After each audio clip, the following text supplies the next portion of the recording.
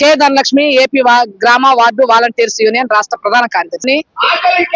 Telugu Desam party ఎన్నికలకు ముందు ఇచ్చినటువంటి హామీని నెరవేర్చాలని బలవంతంగా రాజీనామా చేసినటువంటి వాలంటీర్స్ అందరినీ తిరిగి విధుల్లోకి తీసుకోవాలని డిమాండ్ చేస్తూ ఈ రోజు విజయవాడ ధర్నా చౌక్ లో రాష్ట్ర ధర్నాని ఆంధ్రప్రదేశ్ గ్రామ వార్డు వాలంటీర్స్ యూనియన్ సిఐటి అనుబంధ సంఘం తరపున నిర్వహిస్తా ఉన్నాం. ప్రభుత్వం ఇప్పటికైనా ఆలోచించాలి.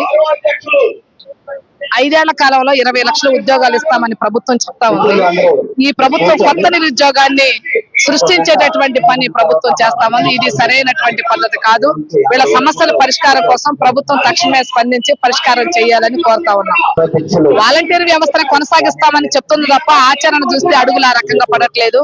ఇప్పుడు సచివాలయాల సిస్టమ్ నే మార్చే పని చేస్తుంది. 3000 నుంచి 5000 సచివాలయాలని జనాభాని మార్చే పని చేస్తుంది.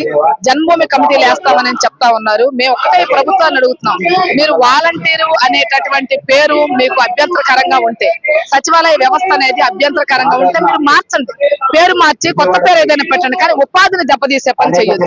వీళ్ళందరూ యువకులు, చిన్న వయసులో ఉన్నవాళ్ళు, పీజీలు చేసిన వాళ్ళు, డిగ్రీలు చేసిన వాళ్ళు కూడా ఉన్నారు. కాబట్టి వీళ్ళకి మీరు ఇచ్చినటువంటి వాగ్దానాన్ని నెరవేర్చండి, వాళ్ళ ఆశల్ని అడియాసలు చేయొద్దని ప్రభుత్వానికి విజ్ఞప్తి చేస్తాం.